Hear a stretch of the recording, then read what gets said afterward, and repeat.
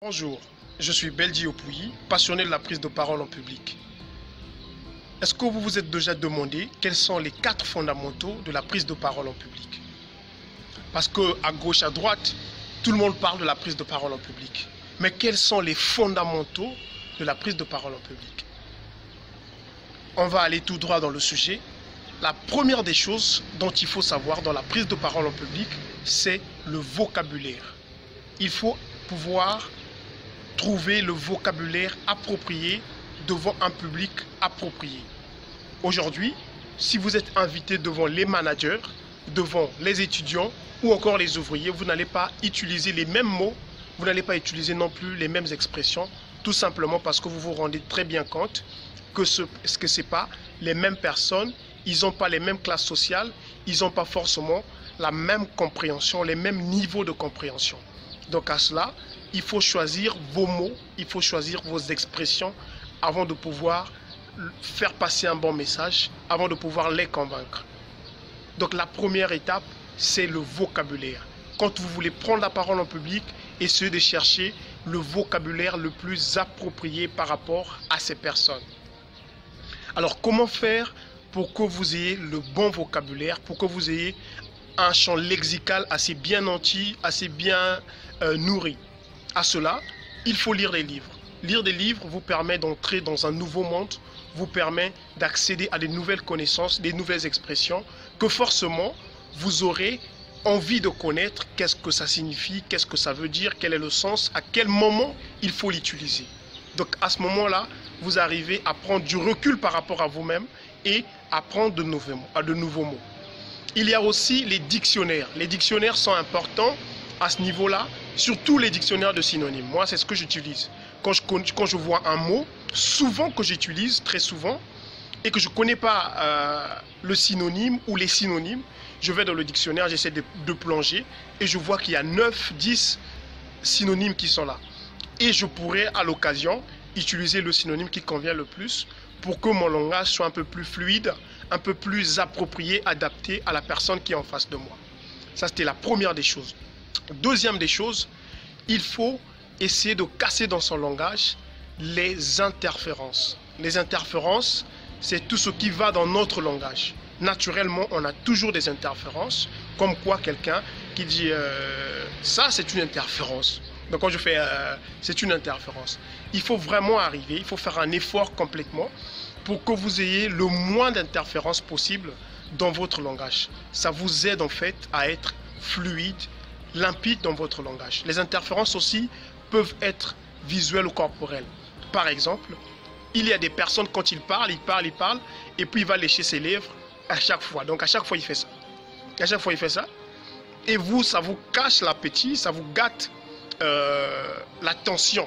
En fait, la personne qui est en face de cet auditeur-là, qui a beaucoup d'interférences, cette personne aura tendance à suivre ces interférences au lieu de son discours ou de sa présentation.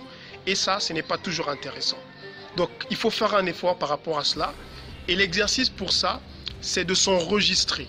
C'est de se mettre devant un miroir, de s'écouter, et vous allez écouter combien d'interférences vous arrivez à prononcer, vous arrivez à sortir pendant un discours. Et ça, c'est très intéressant. Ça vous aiderait. Troisième chose, c'est l'articulation. Quand je parle d'articulation, c'est tout ce qui est intonation, inflexion, mélodie de la voix. En français, le français est la langue dont il faut le plus articuler. Il faut prononcer ces mots avec justesse. Il ne faut pas avaler la fin des mots. Il faut aussi aller avec une certaine intonation pour essayer de donner un accent propre, original à votre langage, pour que vous soyez plus ou moins bien perçu, plus ou moins éloquent et bien écouté.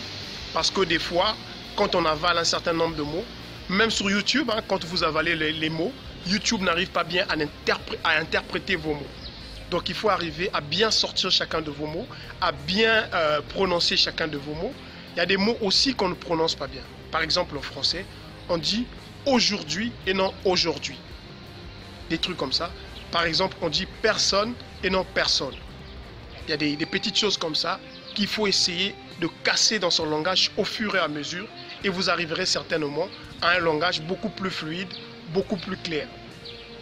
Maintenant après, quatrième chose, on va venir sur la voix.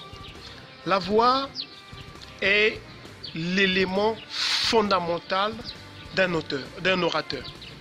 C'est celui qui véhicule le message, c'est lui qui transmet le message. Avant qu'on vous comprenne, avant qu'on sache dans quelle langue vous parlez, c'est d'abord votre voix, c'est d'abord le son qui arrive dans l'oreille de la personne qui est en face de vous ou de l'auditoire qui est en face de vous. Donc un orateur, à mon sens aujourd'hui, doit avoir le temps de travailler sa voix, doit avoir le temps d'aimer sa voix, d'écouter sa voix, de savoir qu'est-ce qui est bon dans sa voix, qu'est-ce qui n'est pas bon, qu'est-ce qui peut ajouter, qu'est-ce qui peut retrancher, qu'est-ce qui peut travailler, qu'est-ce qui ne peut pas travailler, qu'est-ce qui peut maintenir.